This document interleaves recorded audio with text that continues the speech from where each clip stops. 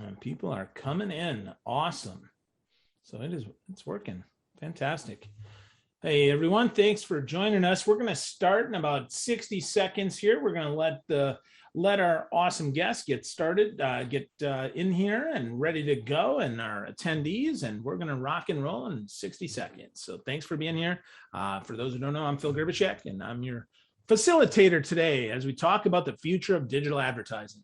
Super excited that you're here and super excited to have AJ and Dennis to talk to. Thanks, guys. Here we go pretty soon. Phil, have I ever made the joke with you about you being the Phil-cillitator? The Phil-cillitator. There you go. I've not heard that one. No, that's cool. Yeah, no, I've got plenty of dad jokes too. So yeah. Hey, so what do you call a magician who's lost his magic? What? If anybody knows, put it in the chat. No. Ready? You call him Ian, right? Nice. Remove the magic, you got Ian. So yeah, I'm a dad too. My 6-year-old loves those jokes.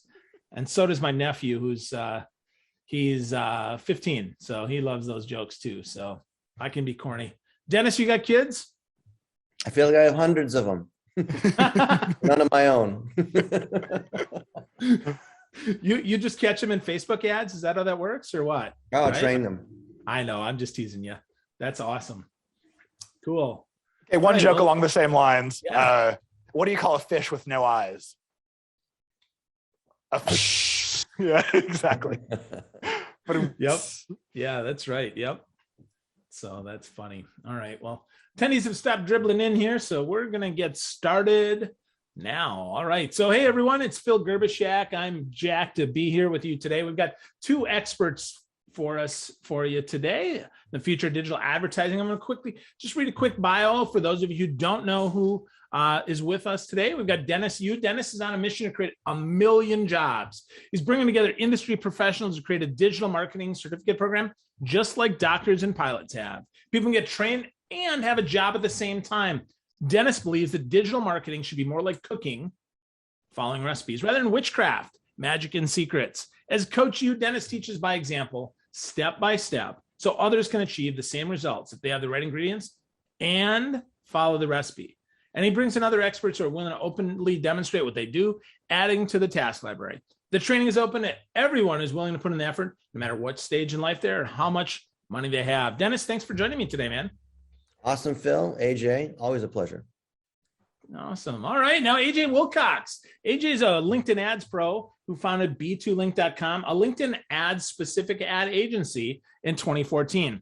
He and his team have managed over $150 million in spend in the platform. They're official LinkedIn partners. He's the host of the LinkedIn Ads Show podcast and has managed 5 of the world's top 10 LinkedIn ads accounts. He's a ginger and he's a triathlete. He lives in Utah, has 4 adorable kids, and his company car is a wicked fast go-kart. AJ, thanks for joining us, man. It's good to see you. Hey, so excited to be here and so excited to have Dennis joining us because I have crazy amounts of respect for Dennis. No one trains like he does. No one shares content. No one provides value like he does. So even to be on the same stage, Dennis, thank you. Thank you. And awesome in AJ's company car. We've been in that thing. It's exciting. Yeah, right? That sucker goes fast, especially in the snow, right? Dennis wasn't here during the snow, but hey, there's always next time. Dennis, oh my gosh. Yeah, don't go in the snow, man. It's scary. You'll fear for your life like I did. So it's pretty funny. So folks, as you're listening here, if you have questions, you have comments, please leave them in the chat if you like, or use the Q&A if they're relevant and we're not going to cover it. I will get your question on. If we don't have time, I'll make sure that they get answered for you after the fact. So please, ask away. We're here for you. So let's start with some history. Let's start with diddly loop. Let's rewind to 2021, the year that was. AJ, what the heck happened with LinkedIn ads in 2021?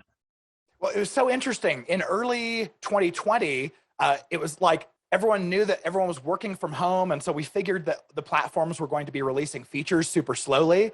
And then they did the opposite. LinkedIn accelerated a whole bunch of their new features that came out. And then in 2021, it was kind of like crickets. I mean, no offense to LinkedIn. It's not like you guys were moving slower than normal or anything, but like it was kind of a quiet year for different functionality. But what we did notice is the kinds of things that did work well last year and the things that didn't work. So I'll just kind of walk you through. I've got a list that I'm going to reference, so I don't have these memorized.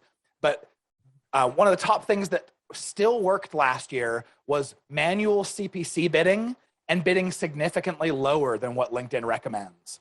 Anytime your ads are performing decently well, like above average, you don't have to be bidding what LinkedIn says. And a lot of people are overpaying by not taking that advice. Also, we know the audience network on LinkedIn is really high quality.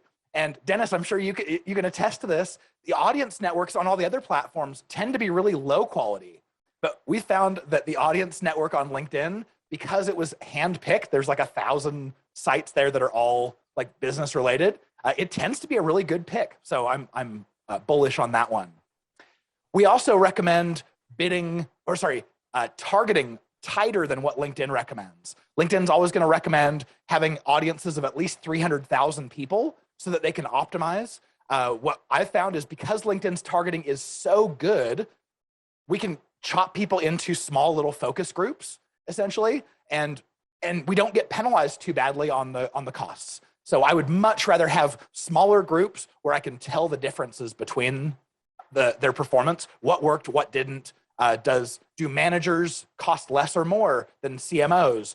Do directors or VPs, are they a higher quality lead than an individual contributor? Those kinds of things. Also, this shouldn't be any sort of surprise to anyone who's been following digital marketing, but going right for the jugular of like, hey, cold audience, sign up for a demo or take a trial of this or get on the phone with someone in sales. That doesn't work. The thing that will always work from here on out is bringing those interested potential clients in with helpful content, something that's educational that they actually appreciate, and then following up and nurturing those relationships. The things that did not work last year were also kind of no surprise, using LinkedIn's audience expansion. This is a default setting that's turned on that you have to go out of your way to turn it off on every new campaign. But this is essentially saying, hey, LinkedIn, I know I'm paying you a premium to reach the exact right people. Go ahead and put whoever you want into that audience. Go ahead and pollute it. It's just a waste of money. I can't find a good reason to use it. Also, LinkedIn came out with Lookalikes. I think this was back in 2019, but they still didn't work last year.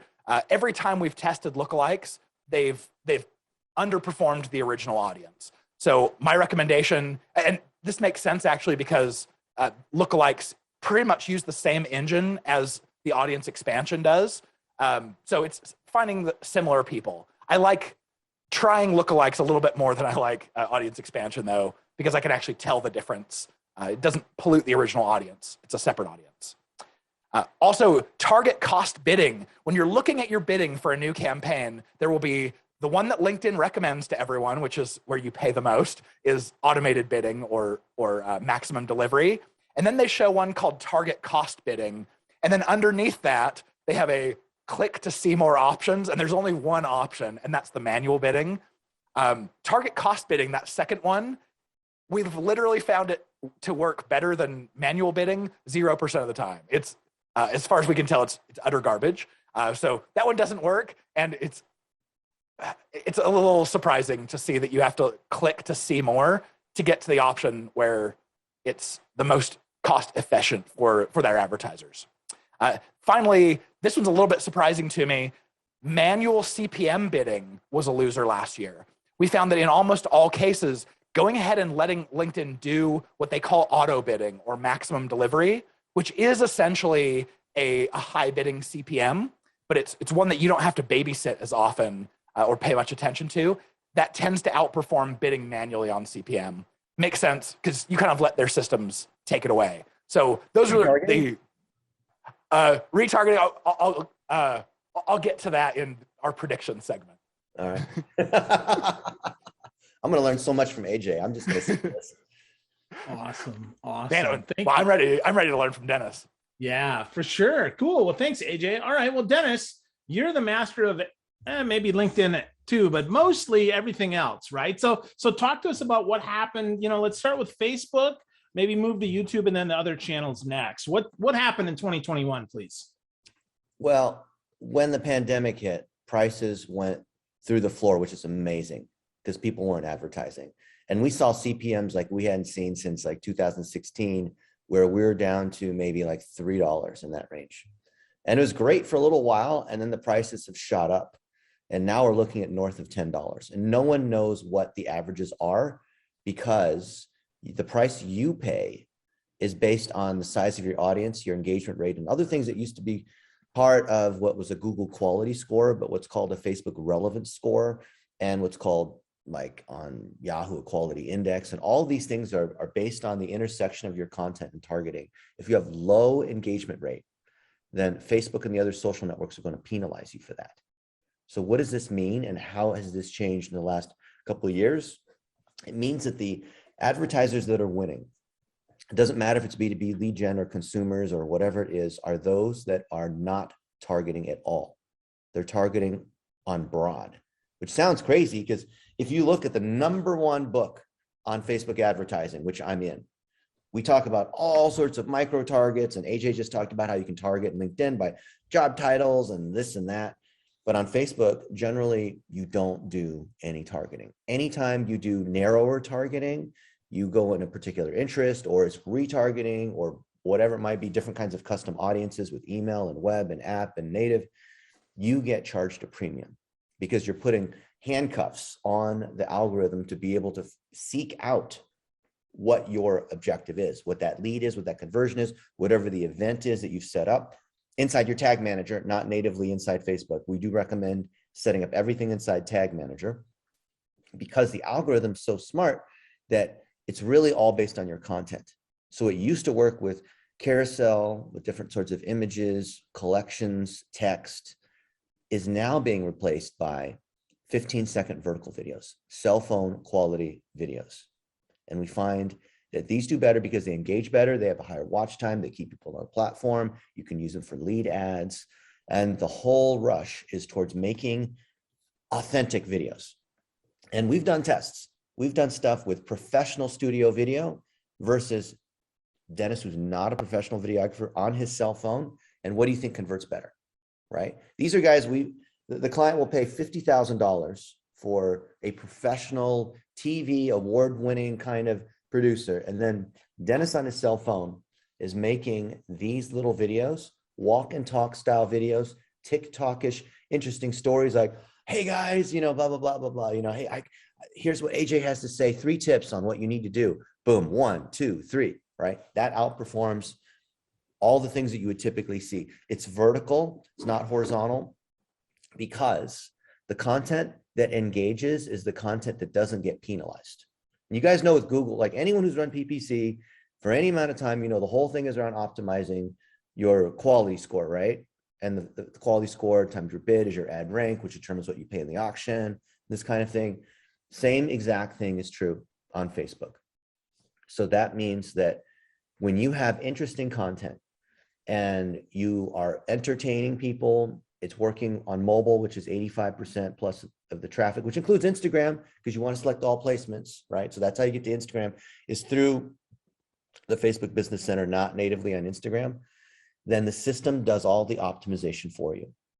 So great content means simpler campaign structures. One winner on broad targeting that you scale up. I've looked inside a bunch of campaigns. I've spent over $1 billion myself on Facebook ads, but I've looked inside a bunch of campaigns, and the winners are those. It doesn't matter what the industry is, retail, B2B, local, e-com, whatever.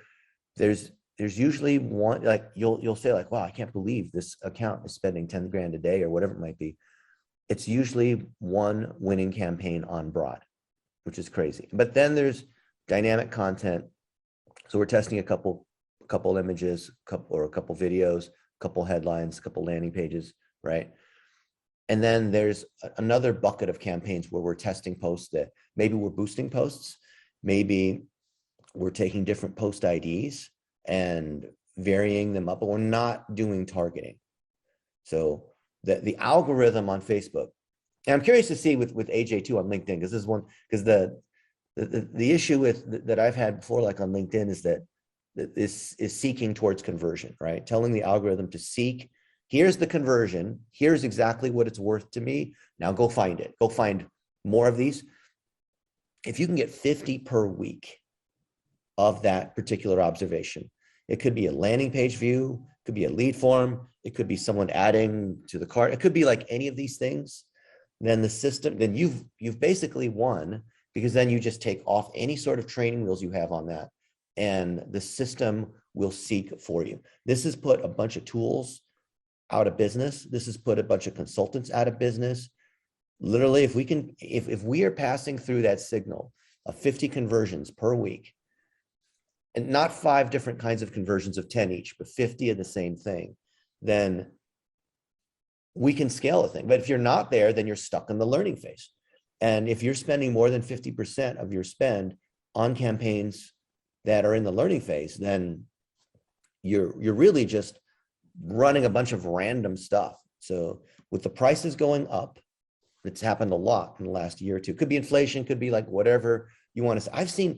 I think for most of the e-com guys, I've probably seen an average of a $25 CPM. Of course, we're bidding to conversion, but we look at the sort of the diagnostic is what we're paying for the traffic. Because if we're not making Facebook happy, then we need to figure out like what is it that we're doing, right?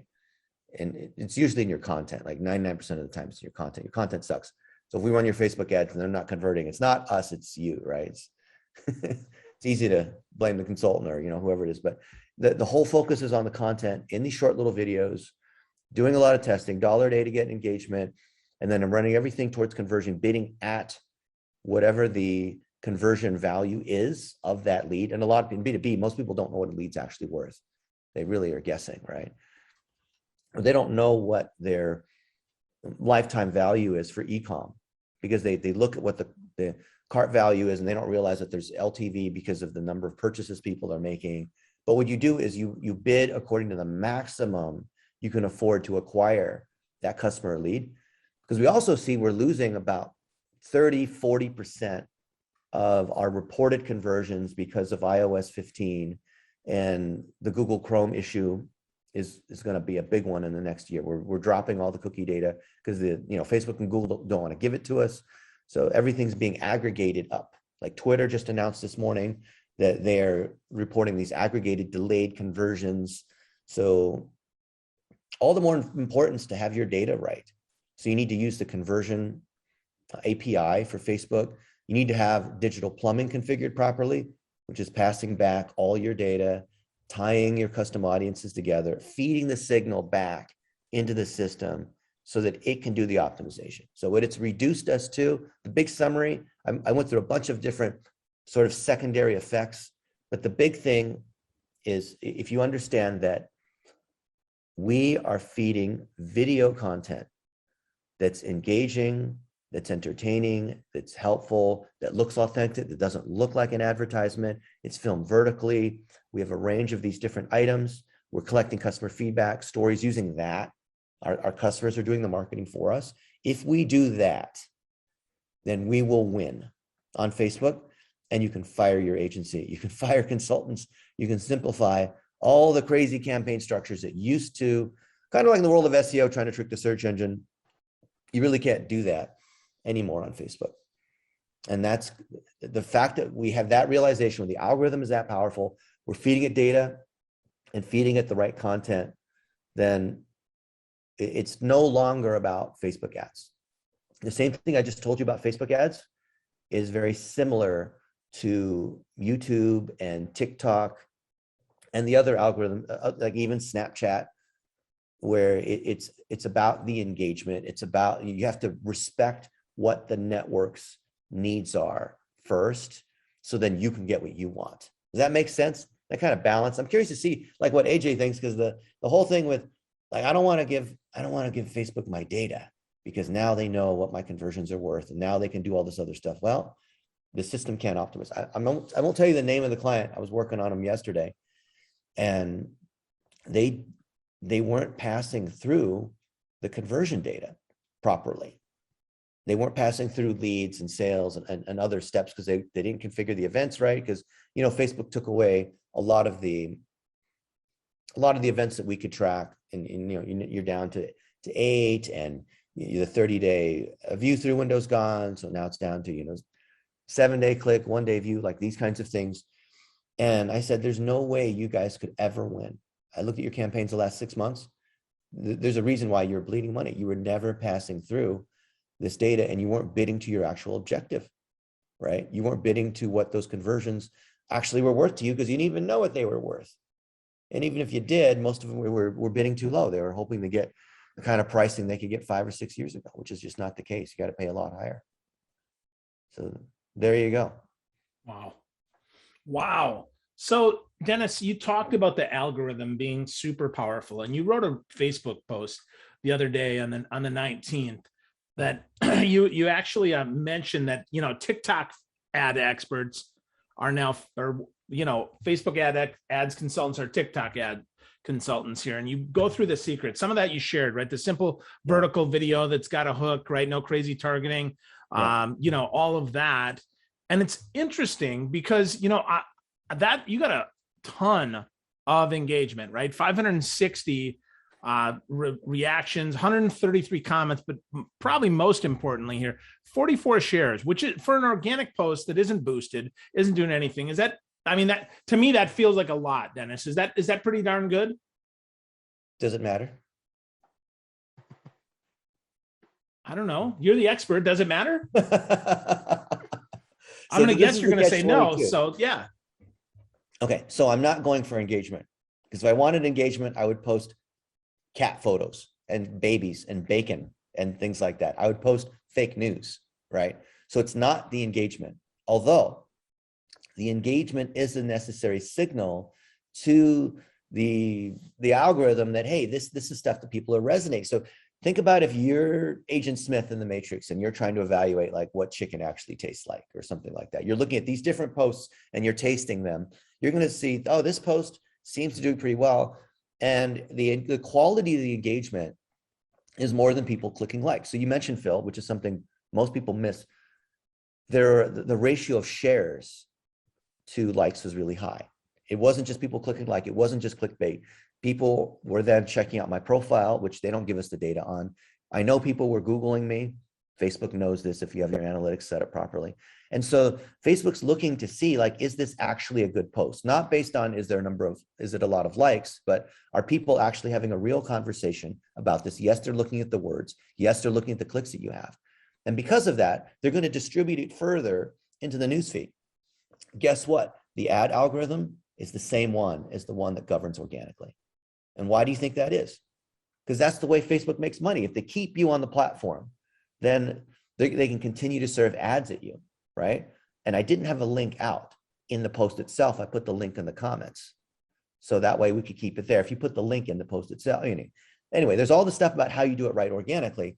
But I was demonstrating through my own post that if you put out stuff that's informative and isn't directly selling, people are engaged in you. People want to discuss with you. It brings in other people in our industry that want to come in and discuss that particular point. And I even intentionally was poking at these Facebook experts saying, oh yeah, they're also crypto experts. They're jumping on NFTs, like whatever the latest thing is, now they're an expert on, right? But here's what's actually going on with the algorithm. And I explained it, right? Think about in your industry, what is it that you sell? The products and services, and what is the thing that is educational, is helpful, is informative, not provocative, not intentionally stirring the pot, although there's a time and place for doing that the right way. And then imagine that you're putting money against that post. Imagine you take your very best post. We call these your greatest hits. They even could be years ago, could be evergreen, right? They don't have to be like the latest news, but things that work. I remember there were some posts that I made 10 years ago with Michael Stelzner, who runs Social Media Marketing World. And I'm boosting those posts because they're still evergreen, right? How do you build a personal brand? How's the Facebook algorithm work? What is it about Facebook ads that people get wrong? All these kinds of things. I'm putting my best content out there. I don't even want to say the content, because content is a word marketers use for things they're trying to push on you. I'm putting stuff out there that people really like, and I'm putting money against it so that I can build these greater audiences. I'm trying to force into, I'm not, force sounds bad. I'm aligning my interests with the algorithm so that, I know this sounds kind of like philosophical, but the content that people actually like, I'm putting money on. So it's like I'm delivering packages to AJ, and I'm paying UPS and FedEx. And when he opens it up, it's not a poop. It's like something actually worthwhile, like a pair of socks with his face on them, right? And I think of advertising in the same way, where we're delivering content that's worthwhile. And it's not, advertising content shouldn't only be buy my stuff right now, kind of like what AJ said, like the cold messaging, that sends a negative signal. You're interrupting people while they're scrolling or whatever they're doing. So you have to put in that educational, entertaining piece. And at the end, you can put in a call to action. So the ad piece is really just amplifying the thing that people already like, so that Facebook has what they want, which is keeping users entertained with good things in the news feed. And you know what's 40% of the traffic or more, depending on who your audience is, which Facebook will determine for you, is Instagram. So if you want to show up in Instagram, you have got to have these vertical videos, 15-second vertical videos, getting stories or regular posts on Instagram, 60 seconds or square or less, right? You have got to make social content the bottom line. And most B2B folks don't. And that's why they're suffering on social. And I think they can get away with it still on LinkedIn. I don't know. That's interesting. AJ, what do you think about that? I mean, Dennis, that was very interesting there. So AJ, I'm going to toss it over to you, buddy. What do you think about about what Dennis said? Talk to us a little bit about the algorithm and what your thoughts are on that. Well, it's so interesting when you compare LinkedIn and Facebook's algorithms because one has a lot of data and one does not. And that explains the difference that we see between the platforms. So Dennis rightly said, don't use targeting. Let Facebook's algorithm find who the right people are who are going to engage with that message. Back in 2019, LinkedIn released ad objectives with exactly the same thing in mind. It was okay, tell us what ad objective or what objective your ads are going to have, and then we'll go try to find more people who do that. Well, the fact of the matter is people will spend like 34 minutes a day on Facebook on average. This is an older stat, so it might have changed, but they're spending like 17 minutes per month on LinkedIn. And so with all of that engagement, Facebook can see what you do. Like they know what you click on, who you're connecting with, what you care about. Then you look at LinkedIn, who has very, very few data points, and you have, they haven't had conversion tracking only since 2017. And so when you use something like a conversion objective, there's not much history for LinkedIn to figure out who's going to convert or who's going to take certain actions. So it's exactly the opposite. It's Facebook, don't target, but on LinkedIn, hyper target and be really specific about who's going to see your ads because the algorithm's not going to do it for you. Exactly. Plus B2B, the leads are worth more, so it's harder to get to the 50 per week from a data standpoint. Exactly. Yeah.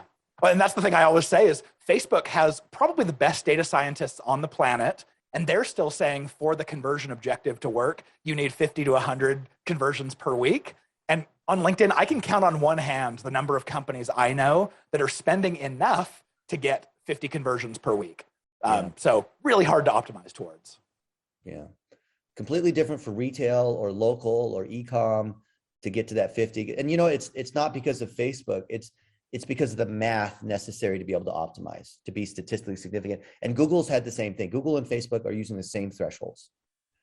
So it's not that LinkedIn's not as good. It's that in B2B lead gen, sometimes when your leads could be worth $100,000, you're not going to get 50 in a week. Yeah. Yeah. I'm really curious to ask. You mentioned that Facebook can see that people are searching for you if your analytics are set up right. How are they getting that data? Is that like the Facebook pixel on your website and it's looking at search terms that are coming in? Is that what they're pulling?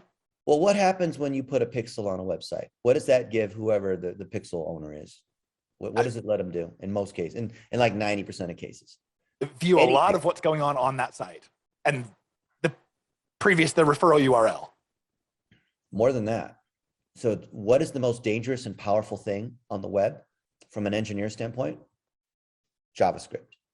Oh, why true. is that? Why? Because JavaScript allows you to take over the site and control all the data, control the user experience, do everything basically. So when you put the LinkedIn retargeting pixel, Google pixel, Facebook pixel, Twitter pixel, Snapchat, TikTok, all these, every one of them has a pixel. Quora has a pixel. Snapchat has a pixel. Well, they say they want that there so that they can do retargeting, because you understand the web retargeting and ads, getting in all the other data. But you can also, like, one of the most underused things on Facebook is Facebook analytics, right? You know what Google Analytics is? It's basically website analytics. But Facebook has their own version of website, and not what happened on Facebook, but what happened with Facebook users that are on your website, that are in your app and things like that. They have all the same data in that pixel that Google Analytics has. And I've never seen anyone talk about what you can see with your website behavior with the Facebook analytics, which is absolutely rich. They have cohort marketing and RFM segments and all these other kinds of cool things that have you seen anyone talk about this? I've seen one conference talk on it. I want to say it was JD Prater spoke on it before he started working at Quora. But yeah, very, very underutilized. Well, JD's smart, so I could see why that's the case. But the point I'm making is that pixel is collecting all sorts of data. In fact, all the pixels, I don't mean to scare everybody, but all the pixels that are on your site from whatever kinds of tools, they probably are collecting all this other data. They know everything of what's going on with those users, not just the user agent and the referrer and the browser they're using and the search term they're coming in on, but everything on the site, all the actions, maybe even like reading cookies and other things that are being collected. Good call. Yeah, a little bit scary.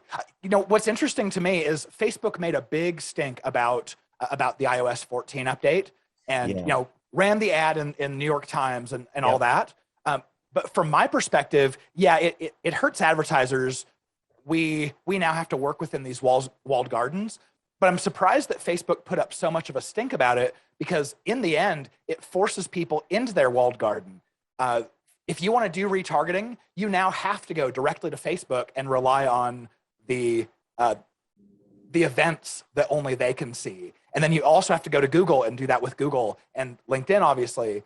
It seems like it actually forced users to spend more time directly with each of these walled garden platforms. Do you have any insight there? And sorry to take over Q&A. I know we have other questions. This is a really smart question. And only someone like AJ Wilcox is going to ask something this smart. And let me tell you, I'm not just blowing smoke. Let me tell you why. Don't you think that Facebook and Google have some smart people on their team and some smart lawyers, and they have a Coke and Pepsi arrangement, a duopoly? They absolutely don't want anyone else coming in. And the one they don't want to talk about is TikTok. So if they can create, anytime there's this controversy of the government cracking down and China and Russians and interfering with the elections and this kind of, oh my goodness, something must be done. Facebook's so evil. We need to put all these controls in place and establish these boards, and and anyone who does advertising needs to follow these particular kinds of rules if you're a social network. And Facebook's like, oh no, the government, this is ruining our commercial ability to help small businesses, and the ads they took out and all that. That's all just a play, because they want that. Why? Because it means the bar is so much higher for any other social network, TikTok, to be able to come in and set up all these kinds of programs, right? So if AJ and I wanted to set up a new social network, now not only is it hard enough to build audiences of millions and build the ad systems and build a great experience and get people to come, but now I've got to comply with all these extra rules. And Facebook's like, well, we have to take away all this targeting because the government said it was bad and all this. So, what you're going to have to do is just give us all your data. Yeah. Through the conversion API, through our integration with Shopify, through all these other ways of passing in data. Oh, and, given that Apple's so evil and they want to hide all this stuff on the iPhone, you should just generate your leads on Facebook directly through a Facebook lead ad through our forms, because it loads faster and you get all this data and you can retarget against it. And before you get mad at Facebook, you know how Google Analytics has had the issue of direct none, where you don't know where that traffic's coming from, but inside Google AdWords, it shows you all the keywords. So why is it on paid? They show you all the keywords and they give you all this data, but then in Google Analytics, they're like, keyword not provided and direct none, hide all this data from, because the user privacy and but how about over here, right? It's the same thing. They're trying to force you into the thing that makes them money. So where's the best analytics? It's inside whatever the paid thing is, right? And what I'm hearing you say is, because Facebook creates this big stink and says, oh, now because of all these government regulations, we have to have a team of 800 content reviewers who are going through and reviewing everything to make sure no one's breaking any rules, it sets the bar higher. Now TikTok or any other competitor is going to come in and they're like, oh crap, now we have to have a team of 800. Otherwise, like, we won't even be able to function in the market. Can I tell you guys a little joke that illustrates this? Please. A little bit off color. Okay. So there's a guy who walks on the beach and he picks up a lamp and a genie pops out. Like, holy moly, it's 2022. And he says, yeah, I'm a genie, but I'm a special genie. I'm the Phil Gerbishek genie. And any wish that, you get your 3 wishes, of course. Any wish that you have, your ex-wife gets double. And the guy's like, oh, okay. So what's your first wish? Well, I want 10 Lamborghinis. Poof, right? 10 Lamborghinis there, and then 20 Lamborghinis, right, for the ex-wife. So he's like, right? And second wish, what do you want? Genie, I want $10 million. Boom, pile of cash, $10 million. Boom, $20 million for the ex-wife, right? Okay, Genie, my third and final wish, I want you to knock me half dead. And so that's what Facebook is dealing with right now with privacy and the thing with Apple and the government and all this. They're like, yeah, knock me half dead because it's going to kill off all the competition. Incredible. Wow. That's enlightening, Dennis. Thank you. Wow. So that leads us right into some more predictions. You gave us some there. So what are some other predictions, Dennis? We're going to start with you, and then AJ, get ready, buddy, because you're on deck. The people who do video are the ones who are going to win. And I think that their average CPMs are actually going to go down because Facebook, they, when they don't buy somebody, like when they didn't buy Snapchat, what did they do? They replicated all that stuff inside Instagram because, you don't want to play nice, then we're going to bring out the claws, right? And so because they can't buy TikTok, they're doing everything inside Instagram with reels and whatnot. And you guys know when there's a new feature that comes out with Facebook, it could be the stories, it could be, Canvas, it could be lead ads, it could be like whatever, not just on the paid side, just in general. They will reward you, right? It's like things go on sale. When there's a new product, the thing that you get it for half off and everyone's like, yeah, this is so good. And then when people get on it, then the sale's over. So Facebook's going to put a whole bunch of things on sale on the ads platform. And it's going to be for people that make these short little videos that engage. And I think they're going to bring back different versions of Canvas. And Canvas has had a sort of spotted history over the last 6 to 8 years because it's basically Facebook saying they can make the website for you because people can't make landing pages. They don't know how to make video. They don't know how to do whatever. So they're going to make websites for us. They're going to enhance the video editor capabilities inside the ads manager, just like what TikTok, so TikTok is actually winning in this category where they know that video is what wins. So they make it easy for you to create videos with the in-app editor and all the different like effects and lenses and these kinds of things. They make it super easy. And so Facebook's going to be playing catch up in that area. And they're going to, in order to play, I think they're going to put things on sale to encourage us to do that. And the other part is that TikTok, also leading, knows that most businesses, especially B2B lead gen, suck on video. They're just terrible. They can't get their clients to talk about what it's like working with this enterprise IT software company or whatever it is that you sell, right? Because that's boring, right? And the people who are the marketing managers or even the CEO, you can't get them on video because there's all this bureaucracy. They have to have 8 meetings before anyone does anything. So it's just, there's so much friction, right, AJ, in getting video? Oh, yeah. How hard is it to get video? It's got to be approved by PR and the agency and the brand people and whatever, okay? So TikTok, the way they've gotten around it, and this is not just for consumer goods and singing and dancing and things that are like universal. This works for B2B, right? What TikTok's realized is that you need these, what used to be called influencers, to talk on your behalf.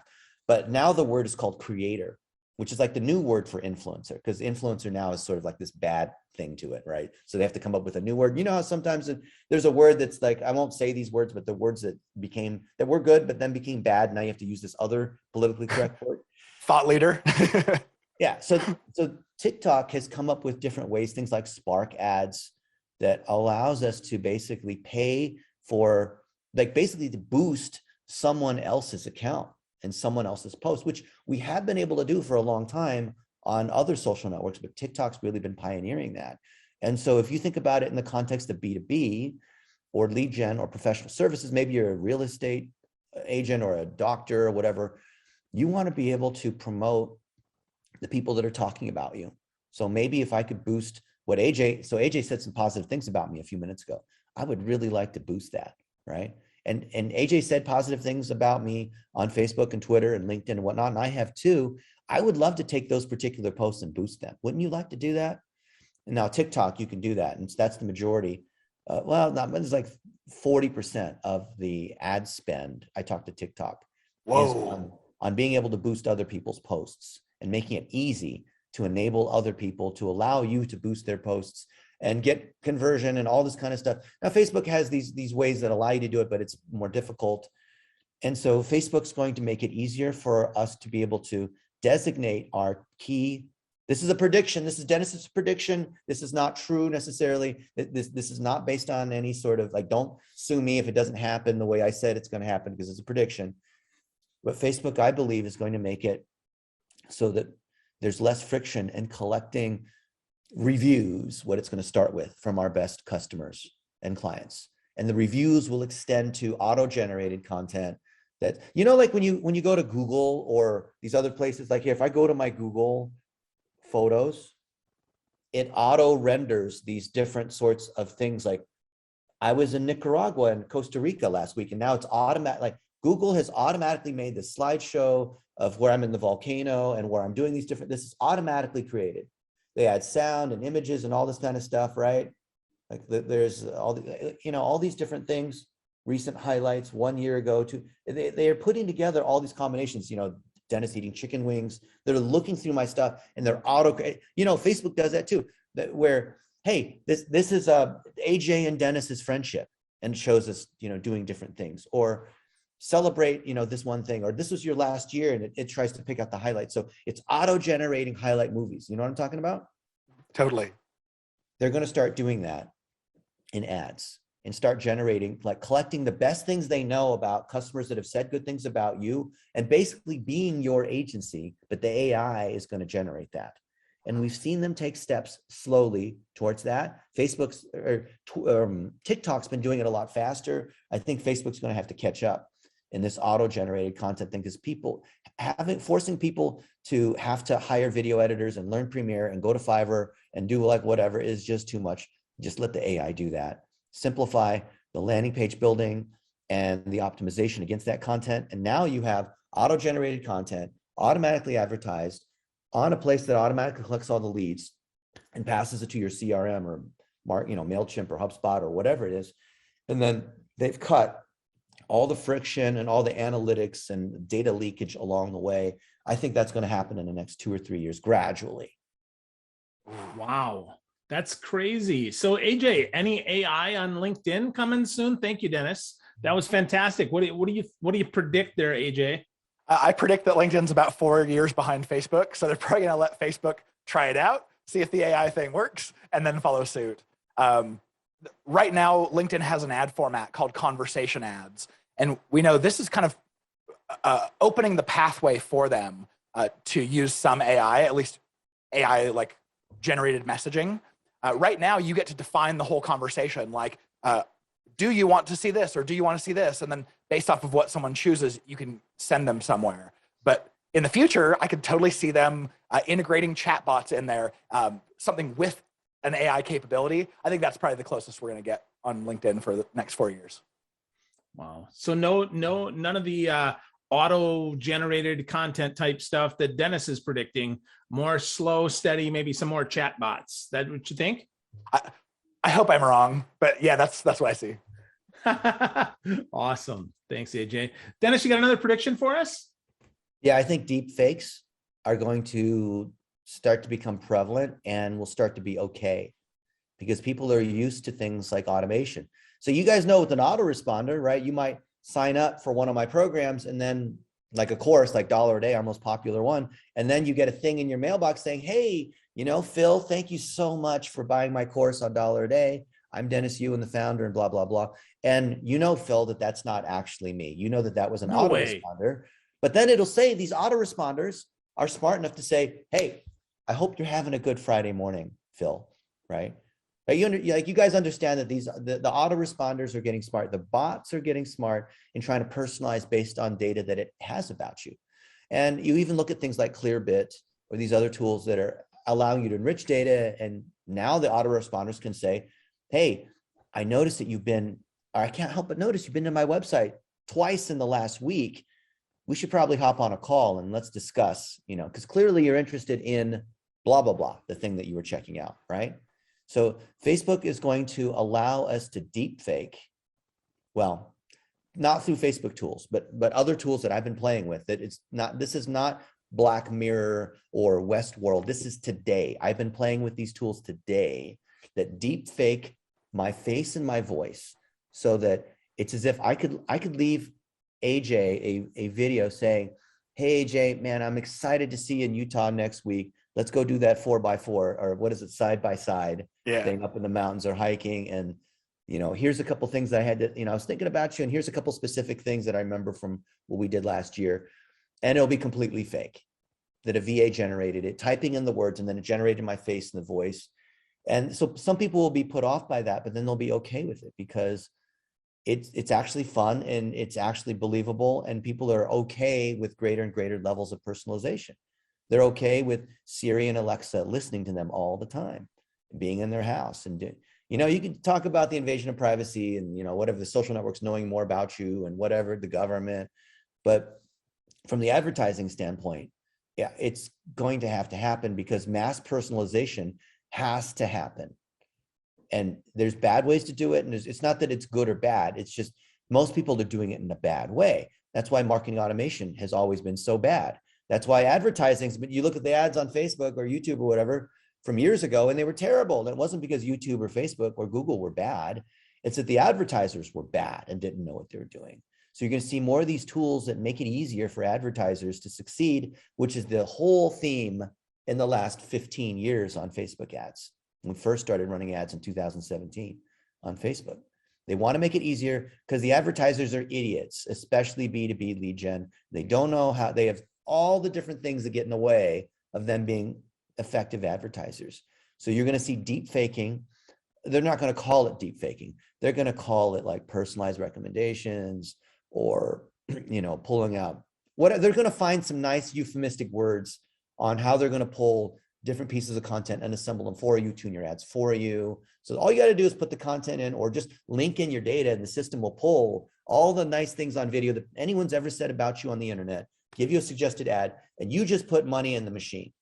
As long as you just keep putting money in the machine, they're going to handle everything for you. That's where they're going. Wow. Dynamic video personalization. I'm sure someone's going to call it. There's so many different versions of dynamic content. I bet you LinkedIn will do it too, or Microsoft, or whatever you want to call it, right? They'll move a little slower, but I don't see why they wouldn't. I think they have to. They'd probably do it through an acquisition. I can see that. And I think anytime that mass personalization or mass anything really catches on, it means those personal interactions, the one-to-one interactions, are even more meaningful. And I don't think that's ever going to go away. I think one-to-one personal attention, it's just going to become more and more meaningful. Well, have you guys seen Westworld? One of the key lines was, well, if you can't tell, is it real? So with the bots, the bots right now are dumb because it's like choose one for this and choose two for that and whatever, versus a real human interaction. But I think a lot of that's going to blend together where you actually do want to have bots, but then you have humans that are there answering questions in the right way. There's a ton of bots on Facebook, but they're not very smart. And I won't name the name, but yesterday, somebody with a blue check mark that's well known in the industry reached out to me. And I said, is this actually Joel? And of course it wasn't, right? And it's because I'll do like, these people will reach out. You probably get this too, like on Instagram or LinkedIn. And I'll ask AJ, like, how are your three sons, right? Sons, fun, right? Yeah. Just to throw the bot or the VA or scammer off, and they're like, oh yeah, my three sons are great. Or I'll say like, hey AJ, how do you like your move to San Francisco? working at LinkedIn now. I mean, if you didn't know AJ, you might think, well, that might be true because I know he does all this LinkedIn stuff, right? And then AJ will then say, oh yeah, I love San Francisco. It's a great city. Now can you give me your credit card, right? Or whatever it might be. So the bots are not very smart, but I think businesses are going to start using these personalized experiences and do them awkwardly because they know it gets a higher response rate, just like text gets a higher response than email. I think the chat bots, even though it's been a fad, I think it will be a real thing, but it's not because the tools are evolving. It's because the businesses don't know how to build sequences. Yeah, for sure. Right. The tools are there. The tools have been there for some period of time. Yeah, but no sequence, and they don't really talk to their customers. So they don't get real questions. So they don't offer real answers. It turns out to be a big choose your adventure game where the ultimate path is, hey, book a call with me. Right. I mean, that's the whole challenge, right? It's book a call or watch a demo. That's the end. Well, that endpoint is not what most of our customers want, right? They might want information. They might want a price quote. That's the other thing, right? We hide price quotes. So how much does it cost? Well, I'm not telling you. Yeah. Right. That's a challenge. Choose your own adventure. What's that? I have something that I think will shock everybody that people have never seen. Are we going to the top of the hour? What's our time look like? Oh, we got till half past. Well, I know I'm monopolizing the time here. Do you want to see something? No, that's okay. Yeah, let's see. Share your screen. Go ahead. Okay. All right. So I'm not being paid to share this, but oh yeah, I love Tolstoy. I love Tolstoy. Yeah.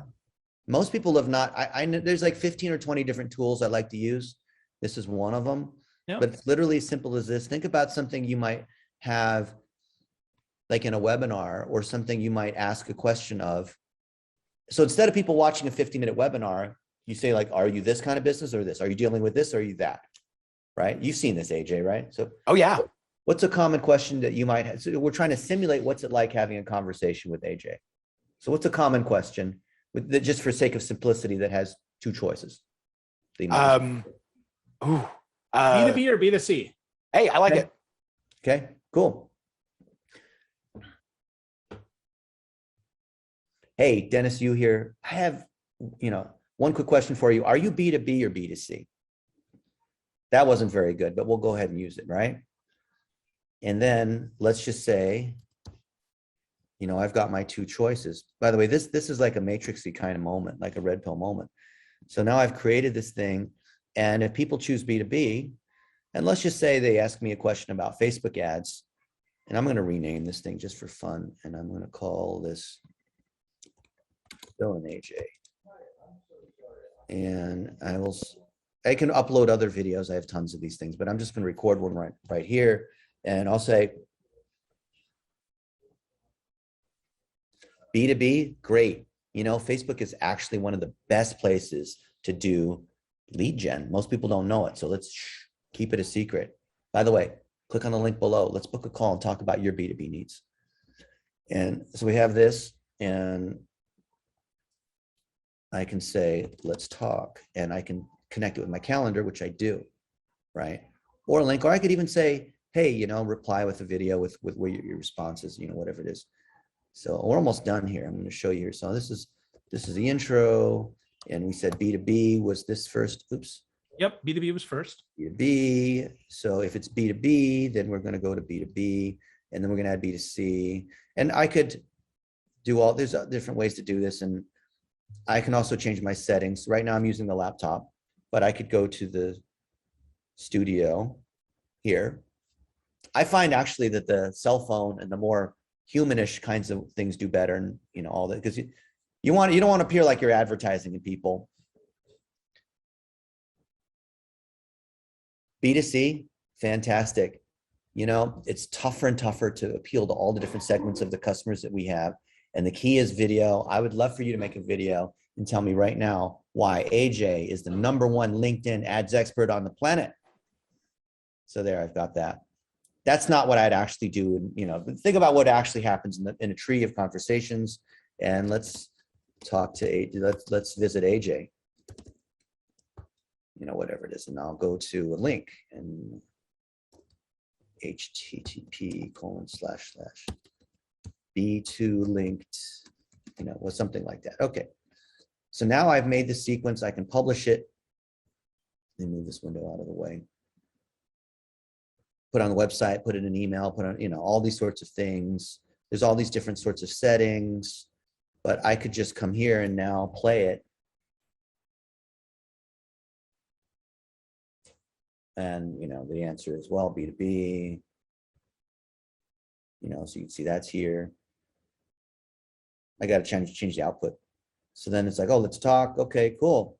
So now I'm going to make a video and say, hey, I'm demonstrating that I'm generating a video lead right now. And here it is. So me as you can use this for collecting reviews. You can use it for training people. There's so many different things. And then, now I've got this lead, right? And all sorts of things that I can do with configuring this. And there's a lot of tools like this. I don't want to go into the rabbit hole of AI generated tools and video, like Descript and podcasting and, Jarvis, which is now called Jasper, and all these things. But this is where the brave new world is. If you're doing B2B lead gen, all the people that are SDRs or experts or account managers or product knowledge people, like whatever it is, you want to embody that knowledge and make it easy for people to see what you have to say. You want to create these interactive conversations, right? So easy to do. With automatic captioning and embedding and data and all that sort of stuff, right? Like, here we are, vertical versus horizontal.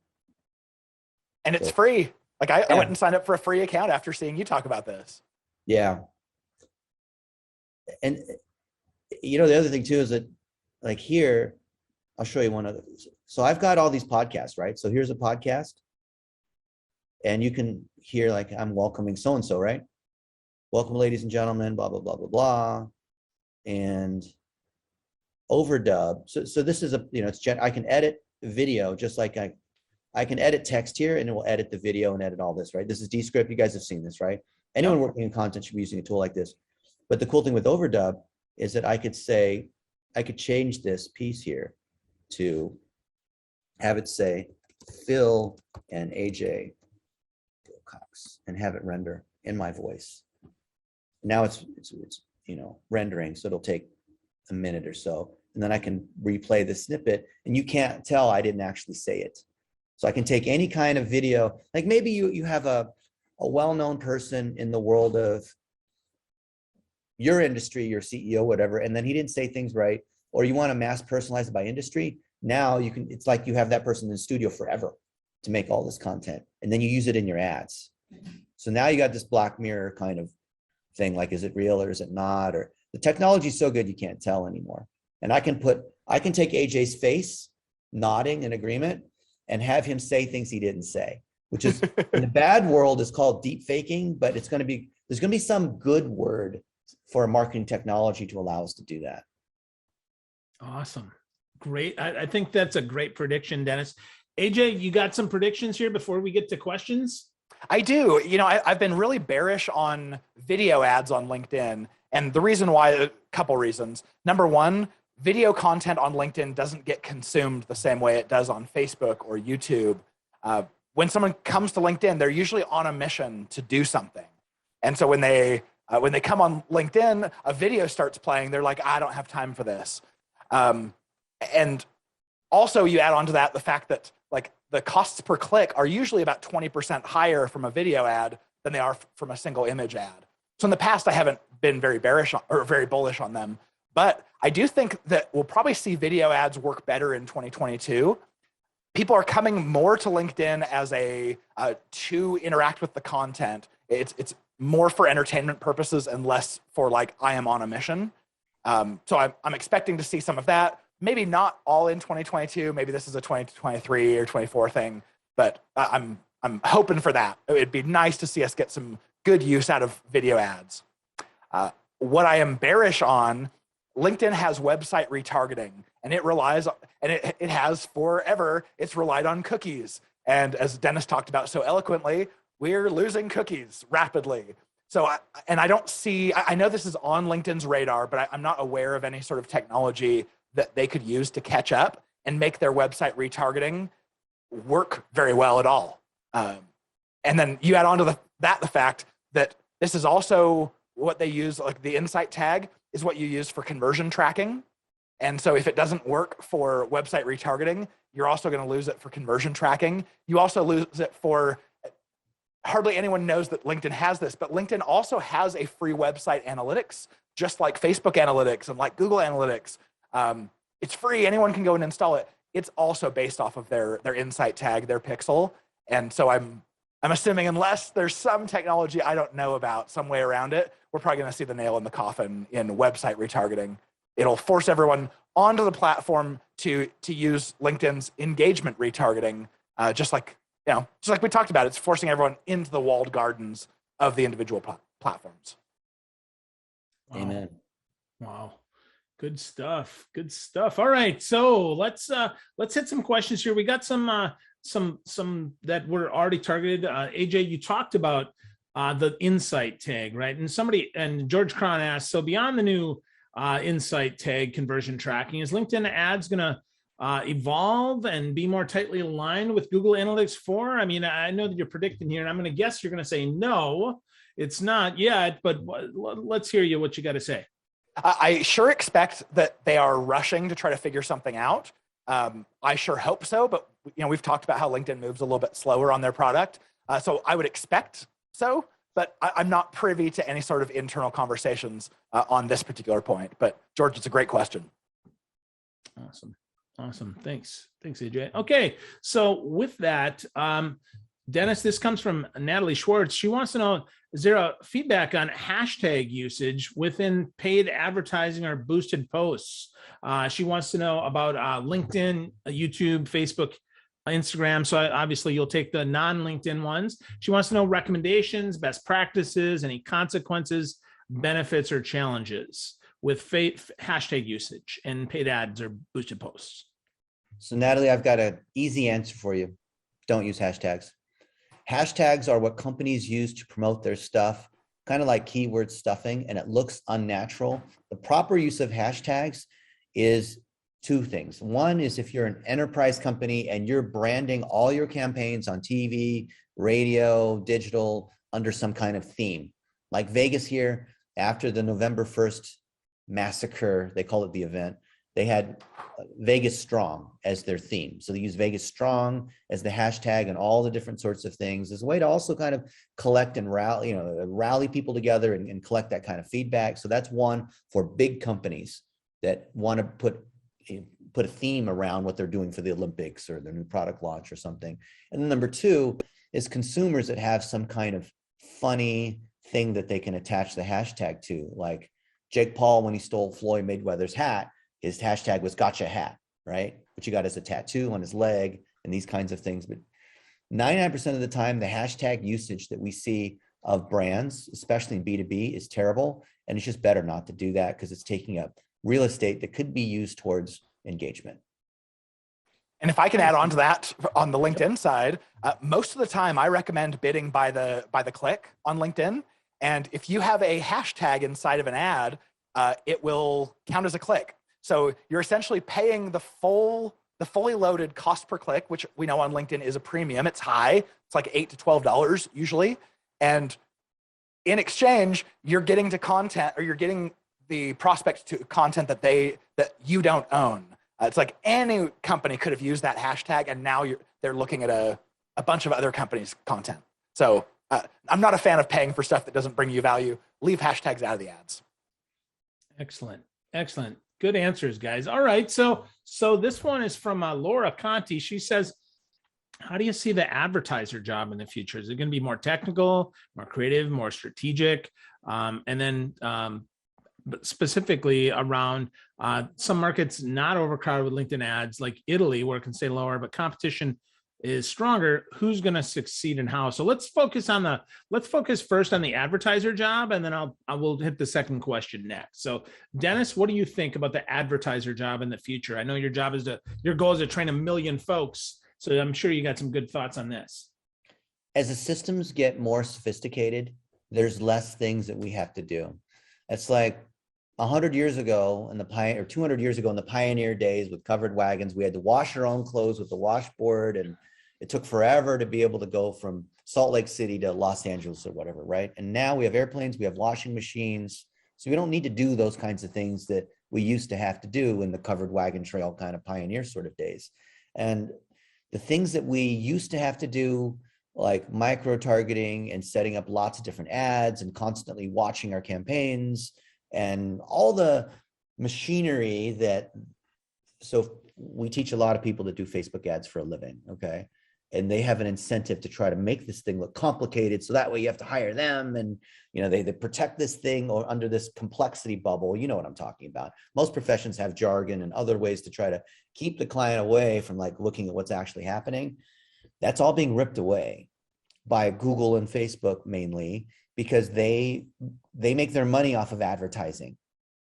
And the consumers are there for free, and the more you're either you're the product being sold or you're the one buying the product. So the agencies and the in-house advertisers are so bad, even in 2022, are so bad at advertising that's why the algorithm's taking over a lot of these pieces. That's why we were talking about content generation being easier. So the modern day advertiser that doesn't lose their job, that creates great value for their client or for their business, is the one that understands how to nurture content and feed the machine. We're feeding the machine two things: data, because with Facebook, we're using the conversion API. We have our Google Tag Manager that contains all the pixels with the events being tracked properly and triggered. We know what our leads and users are worth. We are out there building into our operations process the collection of video feedback from our top customers and clients to collect that and feed it into the machine. So the data and the creatives, which is largely short little video snippets, is going to be coordinated and collected to be fed into the machine. So the modern day advertiser, especially on Facebook and Google, is really just feeding the machine these different pieces, but they don't want to allow people to stick their fingers in the machine, because you might get your fingers cut off and then all kinds of bad things happen. And then they complain that my fingers are bleeding because I stuck them in the machine. Just like, don't stick your finger with the, when the lawnmower's going, don't stick your finger in there because it'll cut your finger off. Right. And that's why they put these guards and warnings around like this thing, so that you these protective metal barriers or whatever. That's what Facebook and Google are doing.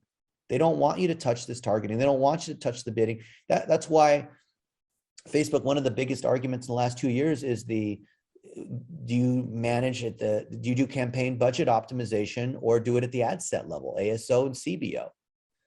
Anyone having that discussion is an idiot. Because of course CBOs it's going to work, because you want the algorithm to allocate budget between the ad sets. You want to allow automatic placement targeting, right? So you don't just select newsfeed versus Messenger versus WhatsApp versus Instagram versus, there's like 17 or whatever different placements. Just have the system automatically do that.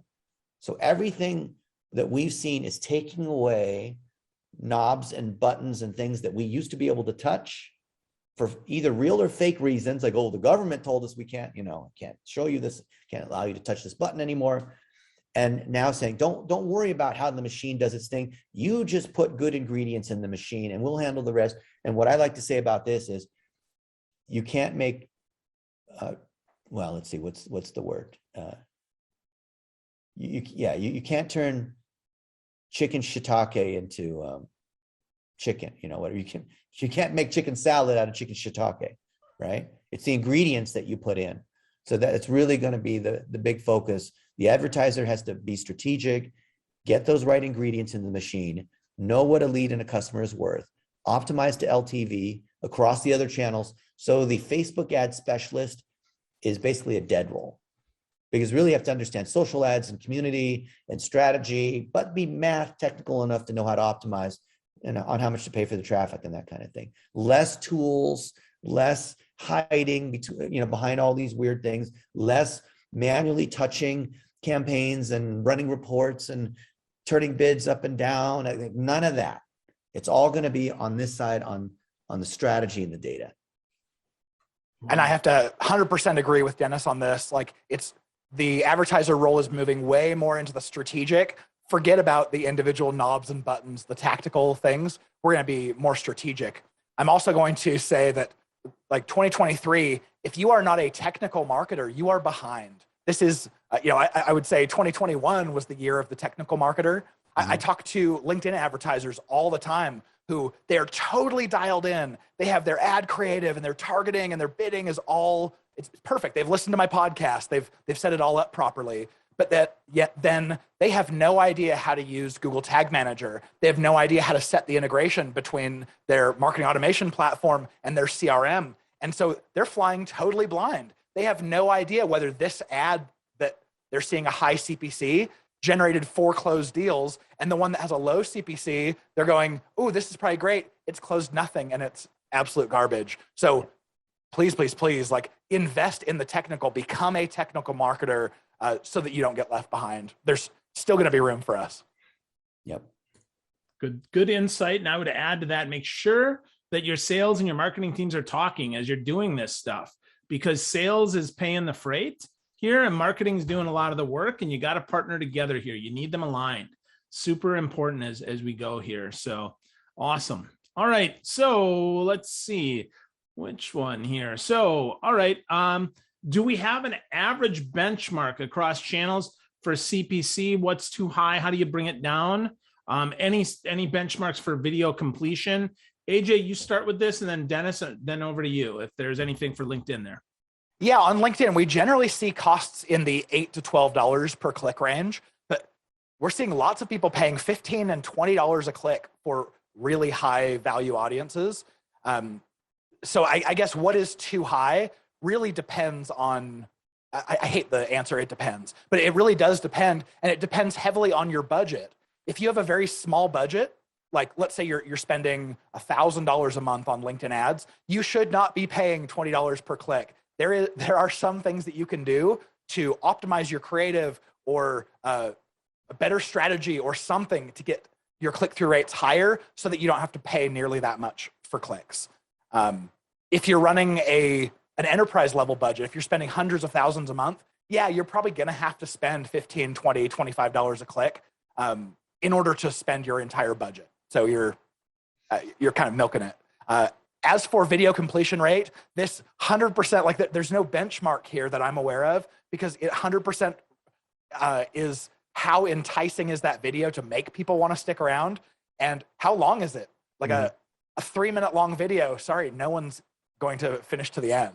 But a 15-second video, yeah, you might have a good 50, 60% of people stick to the end. Wow. Thanks, AJ. Dennis, what about you? Benchmarks?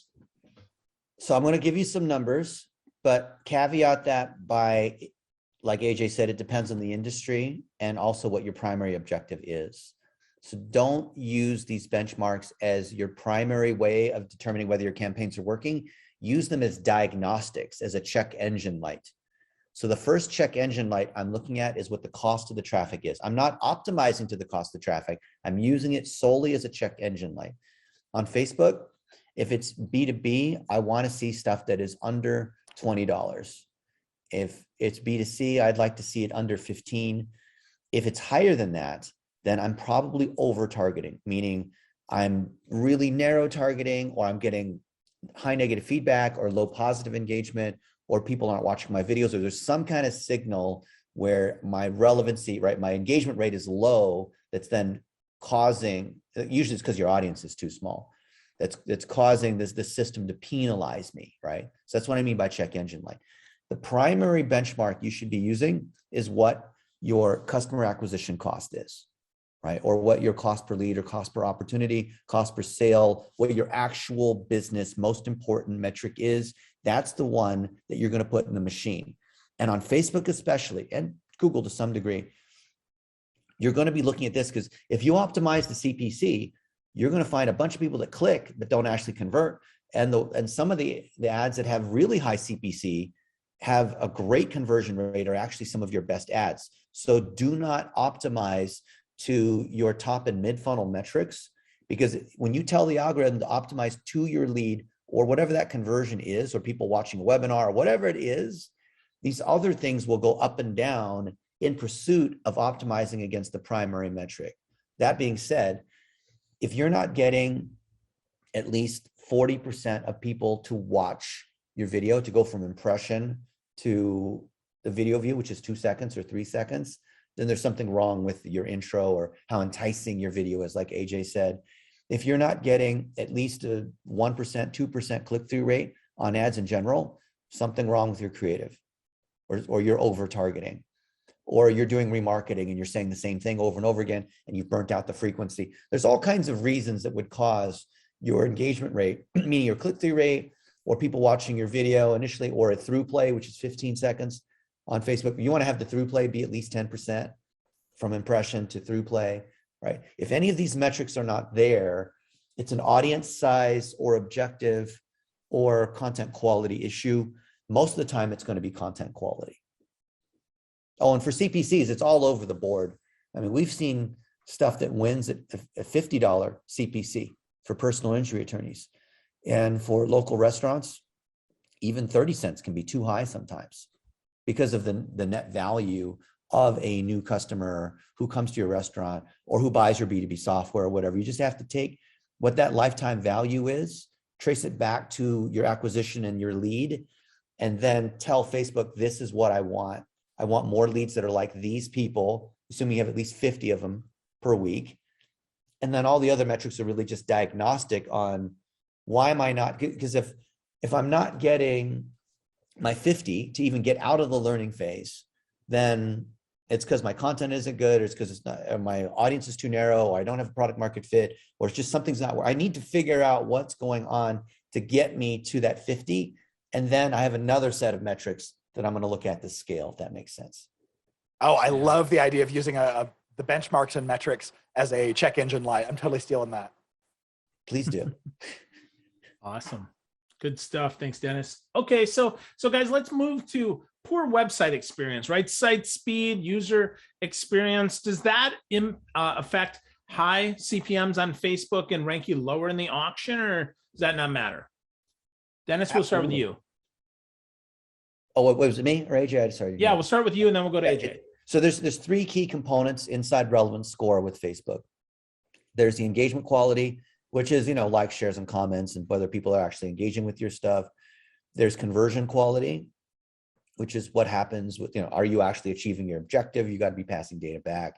And there's other factors related to site speed and whatnot. And we find that because on Facebook, it's 85-ish% mobile traffic, your site speed, if it's designed by someone who is a designer looking for desktop, if you look at Google's page speed insights or whatnot, and you score low on mobile, that could hammer you, right?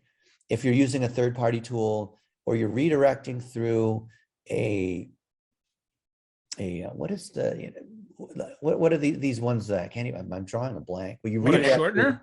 Yeah, URL shortener, which adds an extra hop, an extra 2 or 3 seconds, especially for people that are on Wi-Fi or not on Wi-Fi or a slower connection. All these things are going to penalize you. So absolutely. And your data can get goofed up too. So if you're optimizing to a conversion and your site loads slow, we've often seen a 50% drop from reported click to landing page view, because that user is not going to wait 8 seconds for it to go through a URL shortener, then to load the site on mobile, and then for the pixel to be able to fire. That often takes 7 or 8 seconds. And you might be surprised, like actually see what your timings are and use the different tools that Google has with the tag assistant and Facebook with the pixel helper to see if that's the case. Because it's a bad experience for the user to have to wait 7 to 8 seconds, because most websites load in 6 seconds. And Facebook also does a redirect hop too. So that's why it gets to 8 seconds. That's a really bad experience. People won't wait. You will get penalized on that. Number 2 is if the pixel's loading slower because it's not loading at the top, or because all this other stuff like ads are loading and then you're firing the pixel, the people could be actually consuming the site, but the pixel doesn't load until later. So your data is off. So it's a bad user experience and it could be bad data together. Misreporting. Wow. AJ, it's same with LinkedIn or different? It's a little bit different, but much the same. So LinkedIn's not sophisticated enough to take anything else into account for your relevancy score, aside from just basically engagement rate, click-through rate, historical click-through rate. Like those are the 3 things they care about. And it's very, very simple. So you're not going to see your ad costs necessarily go up by sending people to a site that loads slowly. But exactly the same thing that Dennis mentioned is if it's going to take 8 seconds for people to load your page, LinkedIn's going to report, hey, we sent you 30 clicks. And you're going to look in analytics and be like, I see 10, what's up? Like, LinkedIn's overcharging me. No, LinkedIn's not overcharging you. You had a lot of high bounce rate because your site was taking so long to load and people bounced. Wow. If you're dropping more than 10 or 15%, that's a problem. It's okay to drop some because you lose some of the traffic. That's normal. Wow. Yeah. Not happy traffic though. Yeah, no, that's super, super insightful. Okay. So as far as AI, let's get back to this. We have a question here. AI playing a role in any of the bidding or ad setup. How does the system learn or what does it look at? Is there any of that right now? AJ, anything on LinkedIn first? So LinkedIn's does have some form of an AI bidding. They just call it maximum delivery. And it's pretty simple. They used to call it auto bidding. It's pretty simple. It's like, is your budget high? Then we're going to bid CPM and we're going to bid really high so that we can spend all of your money. Is your budget really low? Okay, we're going to bid CPM still, but we're going to bid low so you don't spend as much. So big budgets, you'll pay more per click, per impression, all that. But that style of bidding is really only in your favor if you have click-through rates that are like 2.5 times higher than benchmark. So to put this into perspective, the average click-through rate on a LinkedIn sponsored content ad is like 0.4%. It's usually around 1% when bidding automated or like using that AI, that maximum delivery, is actually in your favor where your effective cost per click comes down. So 90% of the time, it's cheaper not to use the AI solution. And I don't see AI for campaign setups on LinkedIn. I don't see that being helpful at all. It's so nuanced. You know your customer way better than LinkedIn ever will. So I would say do your own setups there. Great. Dennis, anything you want to add on that for the other platforms? I think it's everything AJ said is right on. The AI is going to be behind the scenes making recommendations for you and adjusting your bids and your targeting and your delivery for you, unless you put handcuffs on this thing where you're like forcing a certain amount of delivery, you're forcing day parting, or you're forcing narrower targeting. But in general, on Facebook, we want to accept almost all the recommendations, all the default things to allow the AI to do things for us. Twitter, for example, we find the best targeting is follower lookalikes because they don't have as much data, they're not as sophisticated. So we actually have to narrow down in the targeting just like we do with LinkedIn, right? LinkedIn and Twitter have less data. So the system's not as smart. So we have to say, okay, just these people, and sometimes do manual bidding. And Twitter, I found follower lookalikes work super well. And then you can do recommendations and it shows you a list of the other people that are just like those people, which is basically a collaborative filter, right? People who like this song, like that song, just like on Amazon or Netflix, people who watch this movie also watch that movie. So the AI that does that kind of recommendation is implicit in all social media ad algorithms, but we don't have to worry about it except where, like on LinkedIn or Twitter, where they don't have as much data, we have to override because it's not the AI is not smart. It's just it doesn't have enough data for us to be able to rely upon it. And I don't worry about bidding, right? Because by default on Facebook and even Snapchat and TikTok, we're seeking conversions. That's what we want. And we allow automatic bidding initially. And then later we can come in and say, maximum CPA or manually setting some kind of bid. But we don't want to stick our fingers in there. We want to let the system do the optimization for us. Excellent. Thank you, Dennis. So about bidding, AJ, on LinkedIn, someone asks, how much work is it for the manual bidding? Do you have any suggestions on that? A lot. That's why we are an agency that has a job because by some of the best advantages that you can get over your competitors are by leveraging LinkedIn's bidding. We've got several different ways of bidding, and then they are of an advantage at certain points in time and when performance changes. And we know anytime that you're doing social ads, you're showing essentially you're showing the same ads to the same people over time. And so an ad that performed really well 3 weeks ago has probably saturated and is not going to perform today, or at least may not. So all of that babysitting that you do is super important. It's how you beat your competitors. That being said, if LinkedIn is just one of the many channels that you're managing, it doesn't have to be a full-time job. A lot of times I see that the majority of the work and babysitting you put into like setting and figuring out the right bid for a campaign happens at the beginning of the campaign. And if these are evergreen, you find the right bid, and then later on, months down the road, you might be making little tweaks here and there, but not nearly as large of swings as you might have at the beginning of the campaign. Awesome. All right. So we got 90 seconds to go. Dennis, 30 seconds to share anything you want, or one final conclusion, or whatever it is you want to say. Go. If you want to win on Facebook ads, focus on collecting short form vertical videos and let the system tell us what has the highest engagement rate. Use the conversion API so you can pass back data through Tag Manager into Facebook to do the optimization for you. You're working at the strategy level so that you're letting the system do all the work. Increasingly, algorithm's going to do more work for you. And use our techniques on social. Same thing applies to what AJ has, right? Follow AJ Wilcox on LinkedIn. He and I are sharing the same things. Cool. And AJ, last word to you, buddy. Yeah, I think I mentioned before, become a technical marketer, but understand those technical systems. Make sure you are paying a premium for traffic on LinkedIn. Make sure that you can tell exactly which leads and which quality of leads and which of those are turning into SQL, SAL, proposals, closed deals. You have to have that set up because nothing else on the front end matters until you can actually tell whether the results are actually in your favor. Like Dennis mentioned, you can pay $50 a click and still have it be a good deal if you can tell. But I would never pay $50 a click until I could actually tell, yes, these are turning into closed deals or proposals or high quality leads. Great insight. Great stuff today, gang. Thanks everyone for attending. Hopefully you got something out of this. We did answer all the questions that were submitted. I'm going to just make sure I'll send them out. If you guys want to add more depth, you certainly can. But I certainly appreciate all the insight today. I know I learned a lot, and I appreciate you both. Thanks, AJ. Thank you, Dennis.